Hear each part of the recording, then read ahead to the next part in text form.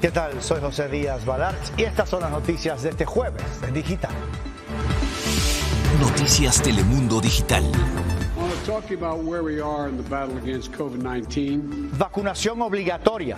El presidente Biden presenta un plan contra el COVID-19 que exige la inmunización de todos los trabajadores federales. Ya no tendrán la opción de someterse a pruebas periódicas para evitar vacunarse. Diálogo por la frontera. El gobierno mexicano le pide a Estados Unidos atender de manera urgente las causas que han desatado la crisis migratoria. La vicepresidenta Harris se compromete a crear empleos para el sur de México y Centroamérica. Inundaciones en México. El agua no cede en Hidalgo. Hay casi 40,000 damnificados y al menos 16 muertos. En Planeta Tierra les mostramos cómo estos fenómenos extremos están conectados entre sí y cómo nosotros podemos revertir esta emergencia ambiental. El presidente Biden anunció hoy una nueva estrategia para impulsar la vacunación contra el COVID. Al presentarla, aseguró que la mayoría del país está frustrada por los 80 millones de personas que aún no se inmunizan. María Paula Ochoa nos acompaña con más detalles. María Paula, el presidente estuvo contundente contra los que no quieren vacunarse. Efectivamente, José, el presidente fue tajante en su discurso diciendo que se tienen las herramientas, pero se tiene que terminar el trabajo para combatir esta pandemia. Y habló de planes específicos para vacunar a los no vacunados y proteger a quienes sí están vacunados. Asimismo, dijo que se deben permanecer abiertas y seguras las escuelas, por lo que distritos como el de Los Ángeles, el segundo más importante en la nación, está contemplando el exigir la vacuna en los niños mayores de 12 años para las clases presenciales.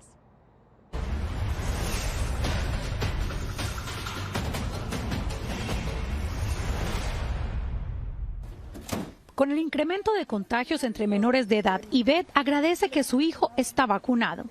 Yo tuve incluso COVID y yo no quisiera que mi hijo pasara por la misma situación que yo pasé. Precisamente buscando evitar más contagios y tragedias, el presidente Biden hizo un anuncio con nuevos planes para combatir la pandemia. Como su presidente, hoy estoy anunciando un nuevo plan que requiere que más estadounidenses se vacunen para combatir a aquellos que están bloqueando la salud pública. Y quiere combatir el coronavirus enfocándose en 6 puntos. Vacunar a los no vacunados. En cuanto a esto, con una orden ejecutiva exigió la inmunización de todos los empleados federales y de los contratistas y de sus trabajadores. Si eres un empleado federal y quieres conservar tu trabajo, entonces mejor vacúnate, dijo la secretaria de prensa de la Casa Blanca. Y el Departamento de Empleo ordenó que las compañías con más de 100 empleados requieran que sus trabajadores se vacunen o se realicen pruebas. No creo que deba ser una imposición, aunque estoy de acuerdo con la vacuna para ver si esta pandemia se acaba. El gobierno también se enfocará en dar más protección a los que están vacunados, aumentar los recursos para la realización de pruebas y más exigencia en cuanto al uso de mascarillas, proteger la recuperación económica, mejorar los cuidados para pacientes contagiados y mantener las escuelas seguras. Este anuncio llega cuando los hospitales de varios estados del país, incluyendo el centro de California, están a su máxima capacidad y con escasez de personal. Este tipo de medidas son bastante importantes, pero a la gente hay que hacerle entender que tienen una responsabilidad social. Hay que tomarla como una vacuna más. Cuando tú inscribes a tu hijo, te piden las vacunas que son obligatorias, como la varicela, el sarampión y todo ese tipo de vacunas. María Paula, el presidente también dijo que habrá más ayuda para los pequeños negocios. Así es, José, se trata de un plan para apoyar a unos 150,000 pequeños negocios para permitirles que tengan acceso al programa de préstamos que ofrece unos 250,000 millones de dólares para apoyarlos. Y a la misma vez, el Departamento de Apoyo a Pequeños Negocios pues está ampliando su capacidad de préstamos de 500,000 a 2 millones de dólares para que estas pequeñas empresas puedan contratar más personal, comprar equipos, expandirse, entre otros nuevos recursos. María Paula Ochoa desde Los Ángeles, gracias. Y para profundizar el alcance de este nuevo plan contra el COVID anunciado por el presidente Biden, nos acompaña el doctor Jaime Sepúlveda. Doctor, siempre un placer verlo. La primera pregunta, ¿por qué es tan importante aumentar el número de vacunados en el país? Son varias las razones, José. En primer lugar, porque seguimos teniendo un aumento en el número de casos de hospitalizaciones y de muertes en el país a niveles que pensábamos ya habíamos superado, y eso se localiza en ciertas zonas geográficas del país, que son poblaciones que por razones más bien ideológicas y políticas se rehúsan a ser vacunadas. Yo estoy enteramente de acuerdo con el presidente Biden de que esta medida debe ser obligatoria para todos los ciudadanos en nuestro país. Esto, además de evitar enfermedad y muerte, va a evitar el surgimiento de nuevas variantes que pudieran hacer las vacunas actuales inefectivas. Doctor, la única forma... Disculpe, quería preguntarle sobre nuestros hijos. ¿Cuánta protección le dan las mascarillas a los niños en las escuelas, sobre todo los no vacunados? Es una cierta protección, sí, en que evita transmitir a otros y también evita contagiarse, pero nunca va a ser una mascarilla tan efectiva como un par de vacunas, un par de dosis vacunales. Además, no son opciones contradictorias o opuestas, son complementarias. Hay que estar vacunado y usar mascarilla. Y doctor, poner o no una tercera dosis se ha convertido como que en un dilema. ¿Por qué? Esto no lo acabo de entender. La Organización Mundial de la Salud ha solicitado a los países ricos que demoren hasta final de año el poner una tercera dosis para así dar oportunidad a que países pobres tengan opción a tener vacunas. Hay un dilema ético aquí. En efecto, ¿qué interesa más? ¿El bien colectivo o el individual? Es un hecho, José, que necesitamos los adultos mayores y los adultos vulnerables con problemas médicos, sí necesitamos una tercera dosis. Pues, eso no hay duda. Pero doctor, también es cierto que muchos países no han tenido oportunidad de vacunarse.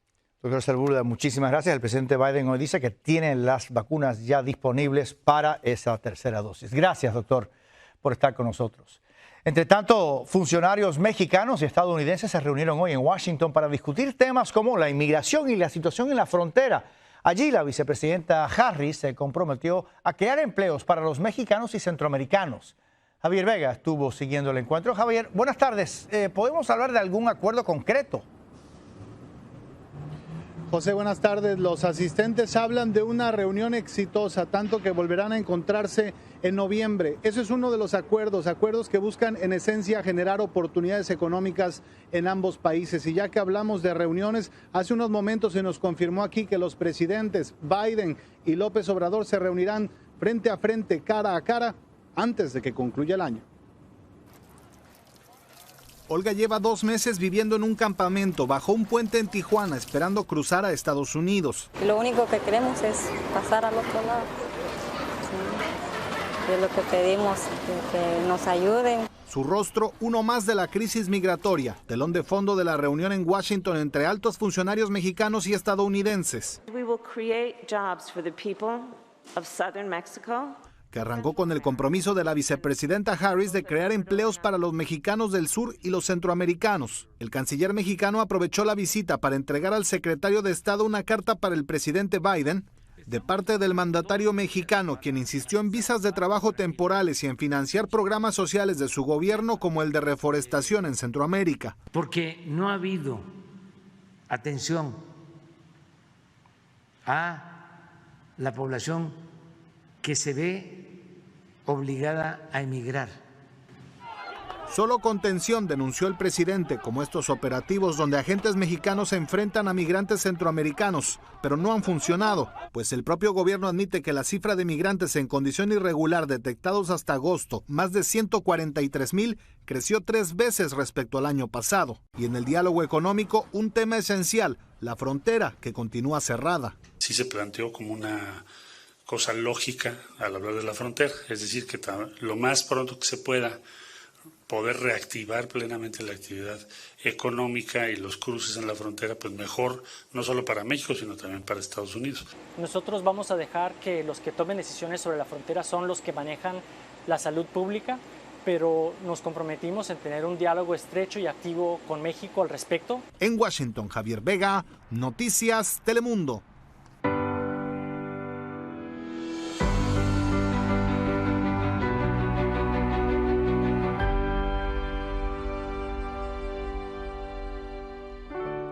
En solo 2 días se cumplen 20 años de los ataques del 11 de septiembre que cobraron la vida de casi 3,000 personas y conmocionaron al mundo. La tragedia también afectó a millones de indocumentados que vieron frustrada su esperanza de una reforma migratoria. Francisco Cuevas reporta.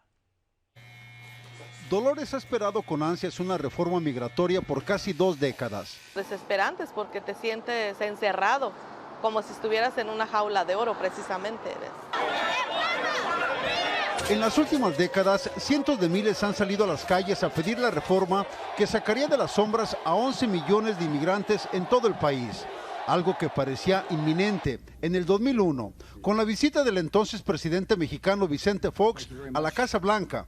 Pero días antes de ser presentado el ambicioso plan migratorio, 19 terroristas extranjeros, algunos con visas, estrellaron aviones contra las Torres Gemelas y el Pentágono.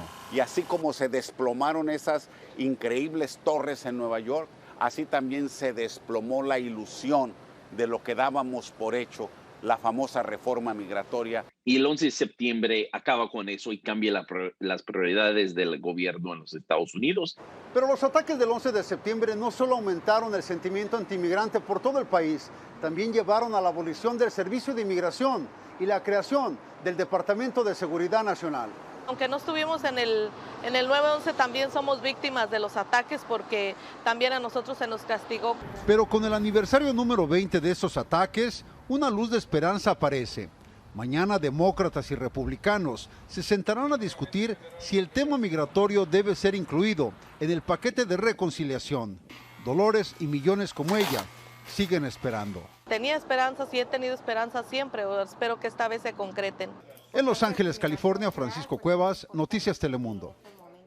Y este sábado, 11 de septiembre, 20 aniversario de los ataques terroristas, Noticias Telemundo tendrá un programa especial a las 8 de la mañana, 7 centro. Los esperamos. La administración Biden presentó hoy una demanda contra Texas para bloquear la estricta ley que prohíbe casi todos los abortos en el estado. El secretario de Justicia, Merrick Garland, calificó la nueva norma como inconstitucional y añadió que el gobierno federal tiene la responsabilidad de asegurar que ningún estado prive a personas de sus derechos. Y como reportamos ayer aquí en Noticias Telemundo, el gobierno confirmó hoy la extensión del estatus de protección temporal para salvadoreños, hondureños y nicaragüenses. El Departamento de Seguridad Nacional anunció que los permisos de trabajo de los tepecianos se mantienen automáticamente hasta el 31 de diciembre del 2022. En México sigue la emergencia por las inundaciones en el estado de Hidalgo. Casi 40,000 personas están damnificadas y comienzan los funerales de las víctimas. Raúl Torres tiene los detalles. Como si fueran una sola persona, todos comenzaron la limpieza. De casas y edificios, sacaron toneladas de barro y sobre todo, sus cosas destruidas por la inundación. Lo peor, no hay palabras. Doña Dominga no contuvo el llanto, perdió su negocio, lo único que tiene para vivir. Para descifrar lo que ahorita siento.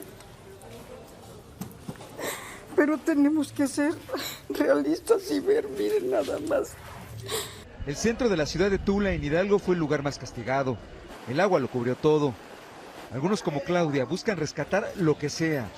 Dice que las autoridades no los alertaron a tiempo y no pudieron sacar nada. Lo peor de todo es de que ni siquiera nos avisaron que estaba ya muy crecido el río. El agua alcanzó esa altura. Se esperaba que subiera más. No fue así. Bajó, dejando al descubierto toda esta destrucción. La emergencia no ha terminado porque va a seguir lloviendo. El desfogue de presas continúa ante la amenaza de que colapsen por las lluvias. El ejército mantiene los llamados a la evacuación. Hay lugares donde el agua no cede. Más importante es salvar su vida. Casi 40,000 personas quedaron damnificadas. Y mientras el ejército continúa con el rescate de quienes no dejaron sus casas, también comenzaron los funerales de las 16 víctimas. El esposo de Catalina murió en el Hospital General, estaba enfermo de COVID. Cuando se fue la energía eléctrica, no recibió más asistencia respiratoria. Nadie hizo nada para ayudarlos. Lo único que pedían era oxígeno. Él se murió en mis brazos y nadie hizo nada. Y aquí dicen que falta mucho para que termine la pesadilla. En Tula, México, Raúl Torres, Noticias Telemundo. Y es que la frecuencia con que están golpeando desastres naturales como este es resultado directo de la emergencia climática. En Planeta Tierra, Luz Resultado nos muestra cómo estos eventos están conectados.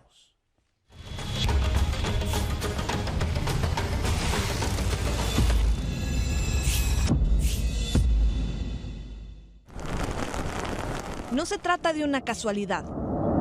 El incremento sin precedentes de eventos climatológicos extremos, epidemias y desastres provocados por el hombre no sucede de forma aleatoria. Todo está interconectado.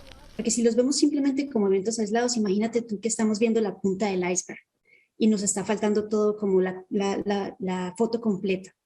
Liliana participó en el último reporte de la Universidad de las Naciones Unidas que explica las causas raíz y los nexos entre 10 eventos desastrosos recientes, como los incendios masivos en el Amazonas, la pandemia del COVID-19 o la helada en Texas del pasado mes de febrero. Un ejemplo devastador aquí en Estados Unidos, provocado por otro desastre, la prolongada ola de calor en el Ártico. Y eso ha estado debilitando lo que se conoce como el vórtice polar, que es una circulación que se encuentra en el Polo Norte, mantiene estancado el aire frío comúnmente en esas localidades. Pero como las temperaturas a nivel global han ido aumentando, esa circulación se ha debilitado, permitiendo que estas masas de aire en el invierno puedan estar descendiendo sobre latitudes subtropicales y tropicales. En Texas, el frío récord se convirtió en catástrofe mortal por la falta de preparación e infraestructura, pues las fallas en el suministro eléctrico dejaron aproximadamente a 4 millones sin calefacción y provocaron unas 210 muertes. Por tanto, un evento desastroso no solo puede desencadenar otro, sino que puede compilar y agravar los impactos de otras catástrofes, como el efecto exacerbador de la pandemia, que en medio de las inundaciones históricas en Vietnam, añadió el riesgo de contagio a los refugios para damnificados. Podríamos decir que el hilo conector de todos estos fenómenos es la actividad humana. ¿Qué nos dice a nosotros sobre lo que debemos cambiar o hacer en adelante? Definitivamente tienes ahí un muy buen punto. Al estar conectados y al ser parte del problema, también podemos ser parte de la solución. Por ejemplo, cuando construimos represas hidroeléctricas que llevan a la extinción de un pez, es una pérdida de biodiversidad que tiene que ver con cuando priorizamos el desarrollo y no tenemos en cuenta los costos ambientales. Todo depende de nuestras decisiones colectivas e individuales. El consumo de carne de res es el ejemplo ideal. Una alta demanda global representa una necesidad de tierras, no solo para el ganado, sino también para su alimento, que ocupa grandes parcelas de cultivo. El resultado en el Amazonas es una tasa récord de deforestación e incendios forestales.